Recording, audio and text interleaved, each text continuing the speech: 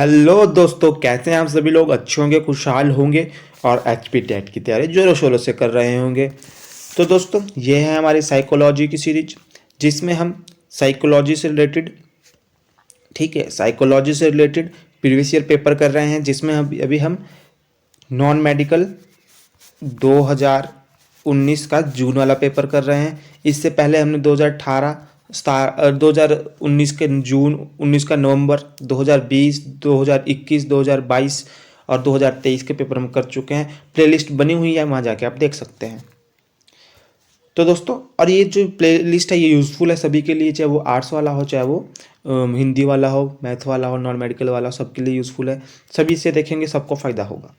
Question 1, according to Carl Roger the structure of personality is based on ego and super ego और organism and self conscious and collective unconscious inferiority and superiority. तो दोस्तों, जो Karl Roger थे उनके अनुसार जो structure of personality थी वो थी option b, organism and self. क्या था? Organism and self. अगला क्वेश्चन हिंदी में देख लेते हैं। कार्ल रोजर के अनुसार व्यक्तित्व की संरचना किस पर आधारित है? अहम और पराहम, जीव और स्व, सचेतन और सामूहिक अचेतन, हीनता और श्रेष्ठता। तो इसका आंसर होगा दोस्तों जीव और स्व। अगला क्वेश्चन की तरफ चलते हैं दोस्तों। अगला क्वेश्चन है,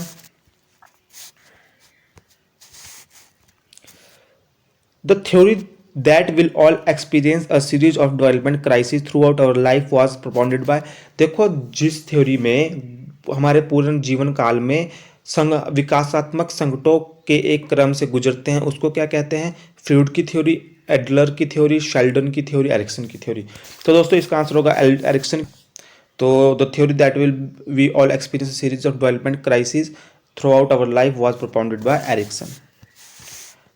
Item analysis is essential to test construction because it provides feedback on the effectiveness of the test. It provides the relatability in the test. It provides the validity in the test. It provides the construct validity in the test. देखो, item analysis is the essential to test construct because जो हमारी एकांश विश्लेषण निर्माण प्रशिक्षण में आवश्यक है, ठीक है, आइटम का जो विश्लेषण निर्माण परीक्षण में आवश्यक है, क्योंकि यह हमारे परीक्षण की प्रभाविकता की जानकारी प्रदान करता है। It provide feedback of the effectiveness of the test. Option ए।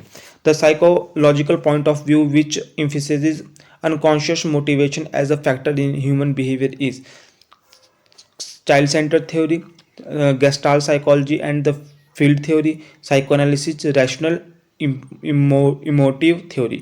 तो ये बोल रहे हैं कि psychological point of view which emphasizes unconscious. कौन सी थ्योरी है जो अनकॉन्शियस पर अनकॉन्शियस मोटिवेशन को एक फैक्टर मानती है ह्यूमन बिहेवियर में? तो वो है दोस्तों आपकी साइको एनालिसिस थ्योरी। कौन सी है? Psycho analysis theory. जहाँ भी अनकॉन्शियस होगा और साइको एनालिसिस होगा तो मैक्सिमम चांस है कि उसका आंसर वही होगा। The morality of self accepted principle was propounded by. तो morality of self accepted principle किसने दिया था? Morality of self accepted principle दिया था कोहलबर्ग ने। Which of these test did McClelland first use to measure the need of for achievement? Bayley scale, Wechsler adult intelligence scale, Minnesota multiple personality test, thermal appreciation test. तो कौन सी है? निम्नलिखित में से कौन सा परीक्षण मैकलीलैंड द्वारा सर्वप्रथम उपलब्धि आवश्यकता मापन के लिए प्रयोग किया गया था? तो दोस्तों, इसका आंसर है thermal appreciation test. Option d. According to the Carl Roger human motivation is based on the. Carl Roger के अनुसार ह्यूमन जो मोटिवेशन है वो किस पे बेस्ड है? Express one sexuality and aggressive nature, actualization and enhance the self through experience, finding meaning in life, strive for affective and approval from other.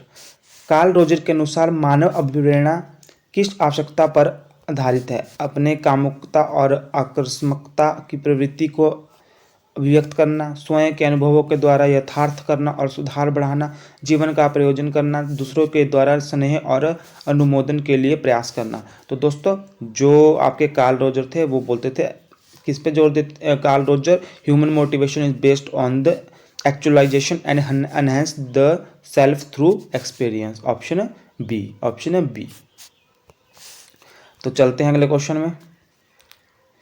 According to Bruner theory of cognitive development in iconic stage is concern with.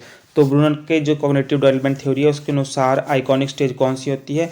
देखो दोस्तों, जिसमें iconic stage वो होती है जिसमें हम visual image to understand the word, symbolic is the understand the word. Symbolic stage होती है, एक एक्शन स्टेज होती है और एक होती है विजुअल स्टेज। ठीक है, एक्शन स्टेज पहली स्टेज होती है जिसमें हम एक्शन से सीखते हैं।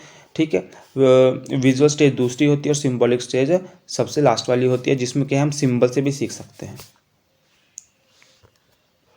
According to the Guilford, divergent thinking are required one solution, arithmetic reasoning, fluency of idea, categorization. देखो जो डाइवर्जेंट थिंकिंग होती है उसका मतलब होता है कि उसमें बहुत सारी आइडिया, फ्लुएंसी ऑफ आइडिया होते हैं। डाइवर्जेंट थिंकिंग होता है जो हर एक्सपेक्ट को सोच सकता है, एक ही टाइम में बहुत सारी थिंकिंग कर सकता है, मतलब मल्टीपल एक्सपेक्ट को सोच सकता है, तो इसमें होगा fluency of idea. All of the following are the characteristics of pre operation stage of development except. देखो बताओ कौन सी है प्री ऑपरेशन स्टेज की development except? Egocentric thought, understanding of conservation, static thinking, problem solving behaviour. तो देखो जो understanding of conservation है वो तो थर्ड स्टेज में आता है दोस्तों। ठीक है, तो यही इसका आंसर होगा। ठीक है, प्री ऑपरेशन स्टेज होती है दूसरी स्टेज और कंक्रीट ऑपरेशन स्टेज होती है तीसरी स्टेज, और अंडरस्टैंडिंग ऑफ कंजर्वेशन आता है तीसरी स्टेज में। मैंने आपको कराया है, अगर आपने हमारी थ्योरी सीरीज नहीं देखी है तो देखिएगा, वहाँ से आपको समझ आएगा। तो 10वां क्वेश्चन जिसका आंसर है ऑप्शन बी। निम्नलिखित में से सभी विकास के पूर्व सक्रियात्मक अवस्था की विशेषताएं हैं सिवाय अहम केंद्रित विचार, संरक्षण का समझ, स्थिर सोच, समस्या समाधान, व्यवहार। तो संरक्षण की समझ उसके अंदर नहीं आता है। ठीक है, the language acquisition device was propounded by. तो जो लैंग्वेज एक्विजिशन डिवाइस था वो दिया था चॉम्स्की ने।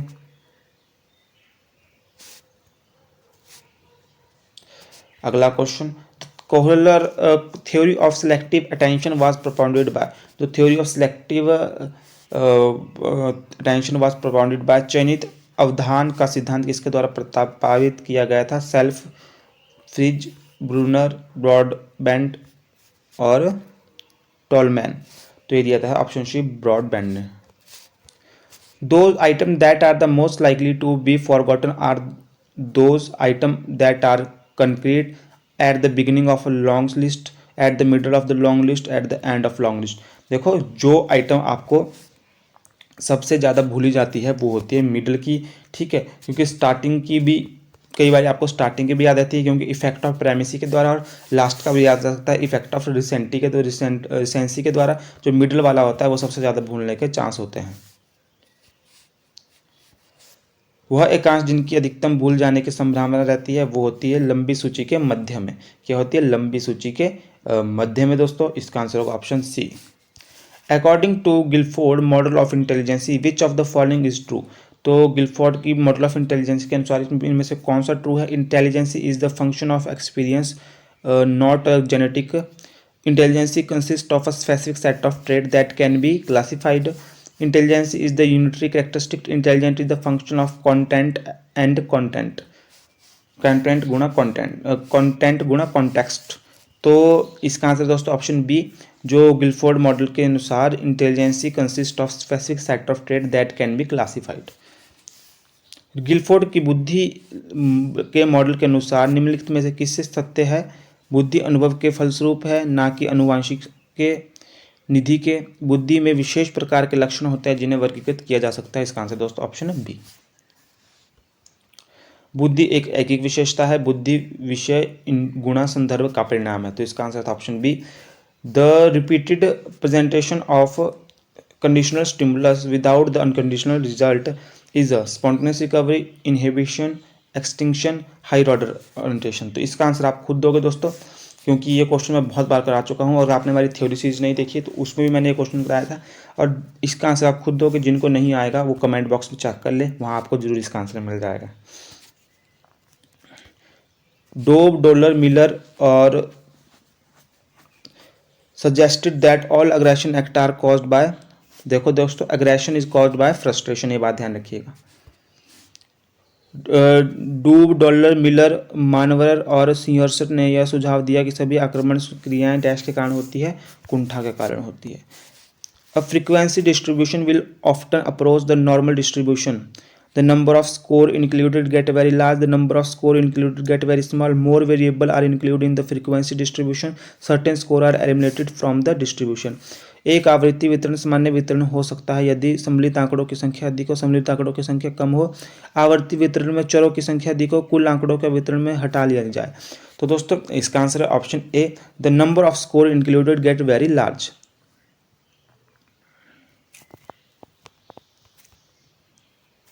अगला question, according to Freud memories and drives that can be easily recalled but are not within conscious at the moment are is in the.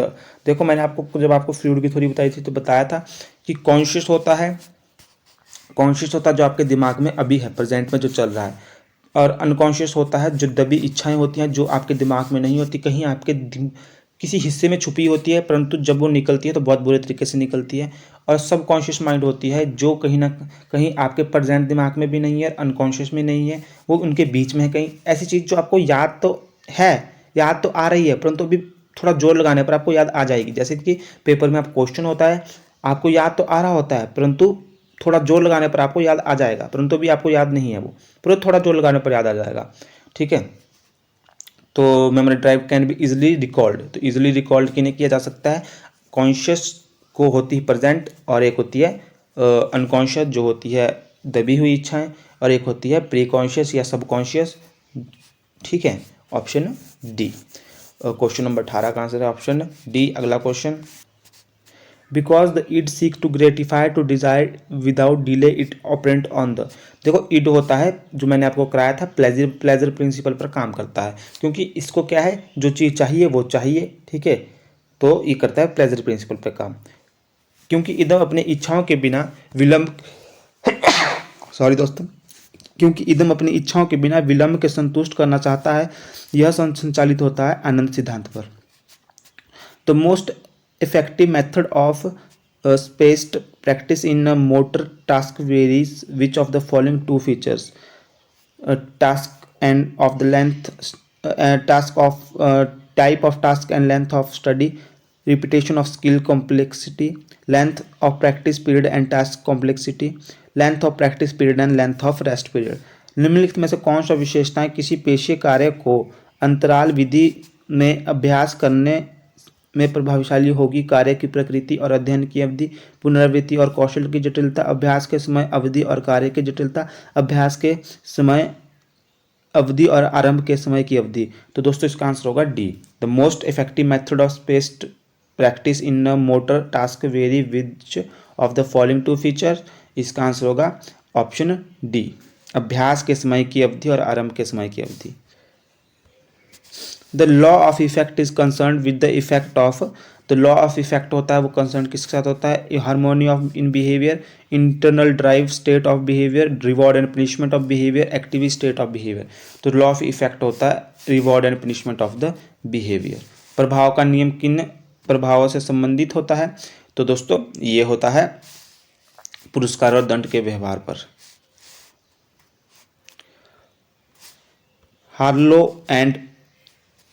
Harlow and Zimmerman demonstrate that female monkeys raised in isolation could not display maternal attachment, killer their offspring.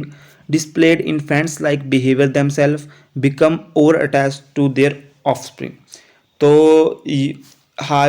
हालो और Zimmerman ने प्रदर्शित किया कि मादा बंदरों जिन्हें अलगाव में बड़ा किया गया, ठीक है, जिन्हें क्या है आइसोलेशन में अकेले में बड़ा किया गया, वह मातृत्व स्नेह नहीं प्रदर्शित कर पाई। उन्होंने अपने संतान को मार दिया, उन्होंने अपने आप ही बच्चे के तरफ व्यवहार प्रदर्शित किया, उन्होंने अपने संतान के साथ अत्यधिक स्नेह प्रदर्शित किया। तो दोस्तों इसका आंसर है option A, could not display maternal attachment, वो अपने मातृ स्नेह को प्रदर्शित नहीं कर पाई। अगला question, which of the following psychologist place special emphasis on the need of positive regard and the need for self regard. तो निम्न में से कौन से मनोवैज्ञानिक ने सकारात्मक आदर और स्व आदर की आवश्यकताओं पर विशेष बल दिया था? Maslow, Roger, Adler, Sheldon. तो ये किसने दिया था दोस्तों? रोजर ने दिया था। किसने दिया था? रोजर ने दिया था। Of the following tests, the most suitable for determining the IQ of most 12-year-old is the WAIS, WICS, WPPSI, ठीक है, स्केल। निम्नलिखित में कौन सा परीक्षण 12 वर्ष के बच्चे की बुद्धि लब्धि ज्ञान के लिए उपयुक्त परीक्षण है? तो देखो दोस्तों, वो होगा 26 का बी आंसर, ठीक है, intelligence scale for children, WISC। The behavior modification techniques which use repeated exposure to stimulus of distribute sense of extinction and the emotional response associated with those stimuli is ऐसे व्यवहारात्मक परिवर्तन तकनीक जिसमें विमुखी उद्दीपन और परेशान करने वाली घटनाओं को बार बार प्रस्तुत किया जाता है जिससे उन्हें संवेगात्मक अनुक्रिया को समाप्त किया जा सके, उस उद्दीपन से संबंधित है। किससे संबंधित है? Systematic, impulsive, reciprocal, token economy system. तो दोस्तों ये है इम्पल्सिव थ्योरी। किससे? इम्पल्सिव थ्योरी से। ऐसे व्यवहारिक परिवर्तन तकनीक जिसमें विमुखी उद्दीपन और परेशान करने वाली घटनाओं को बार बार प्रस्तुत किया जाता है जिससे उनके संवेगात्मक अनुक्रिया को समाप्त किया जा सके, उस उद्दीपन से संबंधित है, वो है अतस्फोटक चिकित्सा। The Skinner box is used for the study of, मैंने आपको बताया था स्किनर किसका है? ऑपरेटर कंडीशनिंग, यांत्रिक अनुबंधन। तो अगला क्वेश्चन है, Alfred beneath is the famous for developing the first. देखो जो एल्फ्रेड बिनेट थे वो किसके लिए फेमस थे? उन्होंने क्या दिया था? उन्होंने दिया था इंटेलिजेंसी टेस्ट। कौन सा इंटेलिजेंसी टेस्ट दिया था उन्होंने? एल्फ्रेड बिनेट ने दिया था उन्होंने दिया था child intelligence test, option d. Material is long term memory. तो जो मटीरियल होता है लॉन्ग टर्म मेमोरी में दोस्तों वो क्या होता है? Include all memory that is not current active, option c. Option c, including all memory that is not currently active. दीर्घकालिक स्मृति में सूचना है वह स्मृति भी शामिल है जो वर्तमान में सक्रिय नहीं है। Intelligence test measure innate ability, performance, education level, both a and b. तो जो इंटेलिजेंसी टेस्ट होता है उसमें क्या मेजर किया जाता है? देखो जो इंटेलिजेंसी टेस्ट होता है उसमें मेजर किया जाता है परफॉर्मेंस।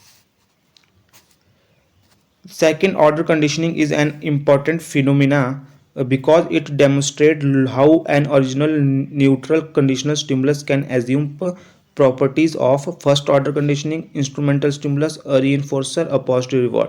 तो जो second order conditioning है, ठीक है, is an important phenomena because it demonstrates how an original neutral conditional stimulus can assume property of a reinforcer।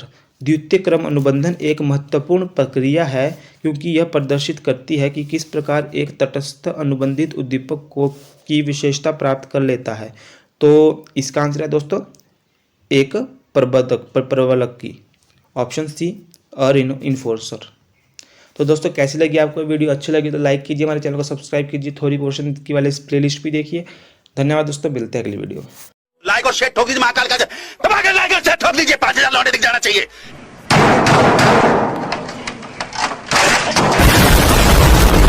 ये 4000 के लिए मैं यहाँ पे नहीं खड़ा हूँ, पूरा साल मेहनत करता हूँ आपके लिए बेटा। ऐसा नहीं चलेगा, ऐसा नहीं चलेगा। लाइक ठोकी दबा के।